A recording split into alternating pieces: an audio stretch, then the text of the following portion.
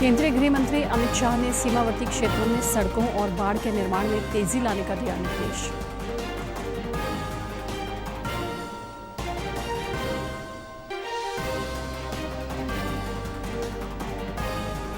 प्रधानमंत्री जनधन योजना ने हासिल की एक और उपलब्धि, खातों में जमा धनराशि का आंकड़ा हुआ 2 लाख करोड़ रुपए पार। और हरियाणा के अनुराग सांगवान ने एनडीए में किया ऑल इंडिया टॉप, मुख्यमंत्री ने फोन कर दी बधाई, कहा प्रदेश का नाम किया रोशन। नमस्कार, चंडीगढ़ से आपका स्वागत है। मैं हूं भानुप्रिया। अब समाचार विस्तार से। केंद्रीय गृह मंत्री अमित शाह ने सीमावर्ती क्षेत्रों में तेजी से बाड़ लगाने और सड़क बनाए जाने के निर्देश दिए हैं। उन्होंने कल नई दिल्ली में गृह मंत्रालय के वरिष्ठ अधिकारियों के चिंतन शिविर की अध्यक्षता की। चिंतन शिविर का उद्देश्य मंत्रालय के कामकाज की समीक्षा और प्रधानमंत्री नरेंद्र मोदी का विजन 2047 लागू करने के लिए कार्य योजना तैयार करना है। गृह मंत्री ने साइबर अपराधों की रोकथाम, पुलिस बल के आधुनिकीकरण, आपराधिक न्याय प्रणाली में सूचना प्रौद्योगिकी के अधिक उपयोग, भूमि सीमा प्रबंधन और तटवर्ती सुरक्षा संबंधी मुद्दों के समाधान के लिए अनुकूल प्रणाली विकसित करने पर बल दिया। गृह मंत्री ने भर्ती प्रक्रिया में तेजी लाने को कहा। उन्होंने कहा कि विभागीय प्रोन्नति समितियों की बैठक नियमित रूप से होनी चाहिए ताकि कर्मचारियों को समय से प्रमोशन मिल सके। शाह ने केंद्रीय सशस्त्र पुलिस बलों के लिए विभिन्न कल्याणकारी उपायों पर बल दिया। उन्होंने गृह मंत्रालय के सभी विभागों द्वारा नियमित प्रशिक्षण को महत्वपूर्ण बताया और विकास योजनाओं की निगरानी के लिए मंत्रालय के अधिकारियों को स्थल दौरा करने का सुझाव दिया। वित्तीय समावेशन संबंधी राष्ट्रीय अधिवेशन प्रधानमंत्री जनधन योजना ने एक और ऐतिहासिक उपलब्धि हासिल की है। इस योजना के अंतर्गत खुले खातों में जमा धनराशि का आंकड़ा 2 लाख करोड़ रुपए को पार कर गया। ताजा आंकड़ों के अनुसार इस योजना के तहत 48.70 करोड़ लाभार्थियों के खातों में जमा धनराशि 2,01,598 करोड़ रुपए से अधिक हो गई है। इन लाभार्थियों में 27.08 करोड़ महिलाएं भी शामिल हैं। प्रधानमंत्री जनधन योजना का उद्देश्य कमजोर वर्गों और कम आय वाले वर्गों को विभिन्न वित्तीय सेवाएं जैसे मूल बचत बैंक खातों की उपलब्धता, आवश्यकता आधारित ऋण उपलब्धता, बीमा तथा पेंशन उपलब्ध करवाना सुनिश्चित करना है। इस पहल में देश के सभी परिवारों के व्यापक वित्तीय समावेशन के लिए एकीकृत दृष्टिकोण शामिल है। हाल ही में घोषित एनडीए के परीक्षा परिणाम में हरियाणा के चरखी दादरी जिले के गांव चंदेनी निवासी अनुराग सांगवान ने ऑल इंडिया में टॉप किया है। देश भर में चयनित 538 युवाओं में अनुराग ने AIR 1 रैंक हासिल की है। इस मौके पर मुख्यमंत्री मनोहर लाल ने अनुराग और उनके परिवार से फोन पर बातचीत की। इस मौके पर मुख्यमंत्री ने कहा कि अनुराग ने देश भर में अपने माता पिता, जिले और प्रदेश का नाम रोशन किया है। उन्होंने कहा कि प्रदेश के ग्रामीण क्षेत्रों में भी प्रतिभाओं की कोई कमी नहीं है। अनुराग ने पहले ही प्रयास में एनडीए परीक्षा पास कर इसे साबित किया है।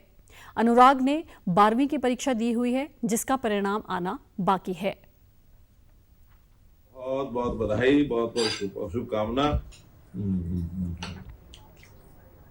नहीं, सब जो है, सब लोग आपस में एक दूसरे को सहयोग करते हैं, एक दूसरे के लिए शुभकामना करते हैं। हम भी आपकी आगे बढ़ने के लिए शुभकामना करते हैं। तो आप पिताजी का फोन नंबर जो है व्हाट्सएप कर देना इसी नंबर पर, मैं उनको भी बधाई दूंगा, है ना।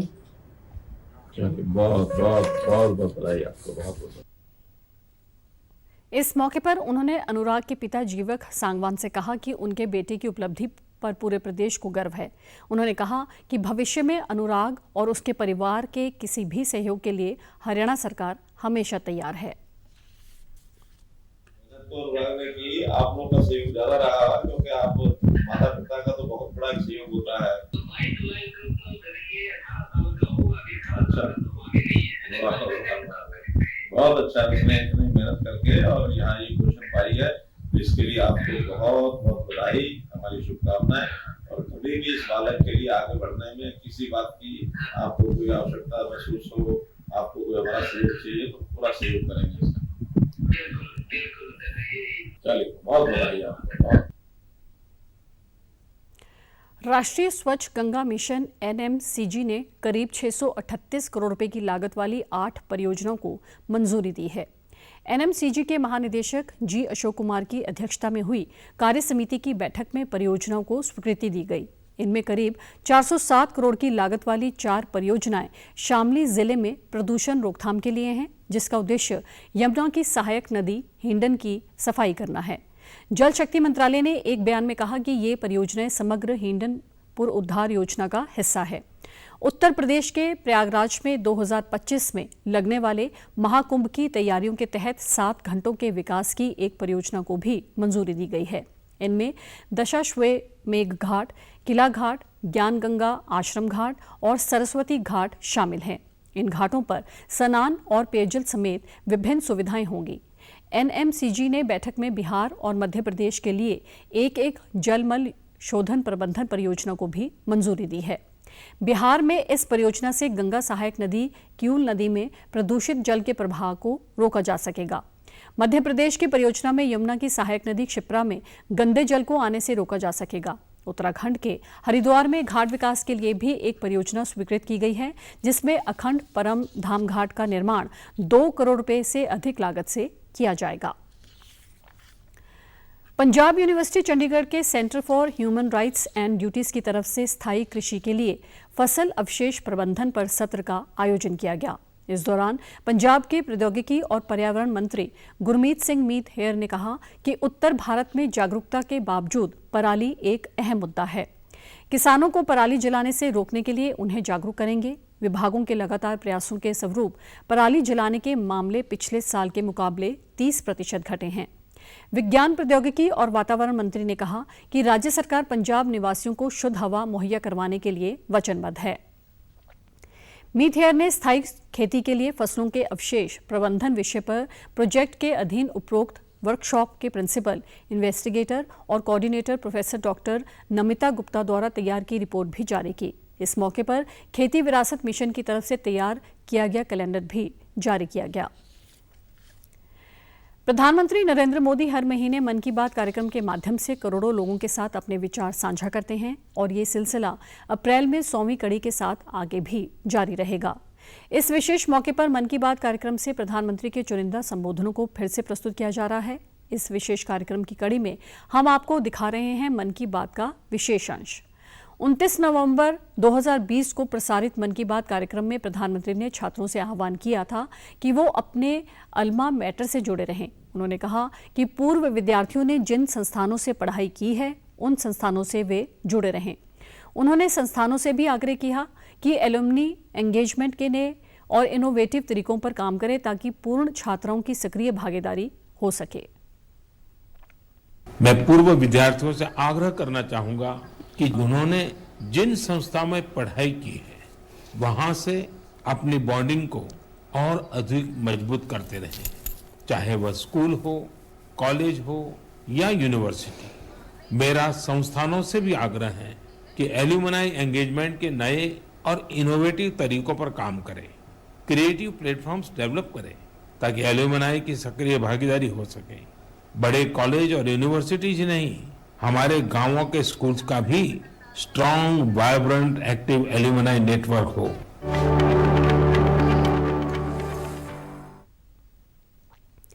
विश्व विरासत दिवस पर चंडीगढ़ के सरकारी संग्रहालय और आर्ट गैलरी में टेंडर कंक्रीट शीर्षक से इमारतों की तस्वीरों की प्रदर्शनी लगाई गई। इस दौरान प्रदर्शनी का उद्घाटन प्रशासक के सलाहकार धर्मपाल फ्रांस राजदूत इमैनुअल लेनन ने किया।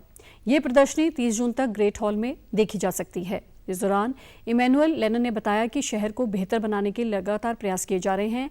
फ्रांस सरकार चंडीगढ़ शहर के 2 प्रोजेक्टों में शामिल है।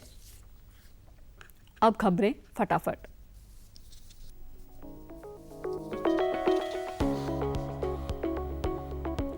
सिविल सेवा दिवस पर कल नई दिल्ली में लोक सेवकों का संबोधित करेंगे प्रधानमंत्री। लोक प्रशासन में उत्कृष्टता के लिए पुरस्कार भी करेंगे प्रदान। देश में पिछले 24 घंटे के दौरान 10,542 लोगों में कोरोना संक्रमण की हुई पुष्टि। कोविड से स्वस्थ होने की दर 98.67%। केंद्र का सुप्रीम कोर्ट से आग्रह, समलैंगिक विवाह को कानूनी मान्यता वाली याचिकाओं पर कार्यवाही में सभी राज्यों, केंद्र शासित प्रदेशों को बनाए पक्ष। पंजाब हरियाणा में अधिकतम तापमान 43 डिग्री पार, चंडीगढ़ में तेज हवाओं और बूंदाबांदी से मौसम हुआ सुहावना, गर्मी से मिली थोड़ी राहत। और आप हमारे समाचार YouTube channel DD news Chandigarh, Facebook DD news Chandigarh और Twitter handle DD news CHD पर भी देख सकते हैं। इसी के साथ चंडीगढ़ से समाचारों का सिलसिला समाप्त होता है। नमस्कार।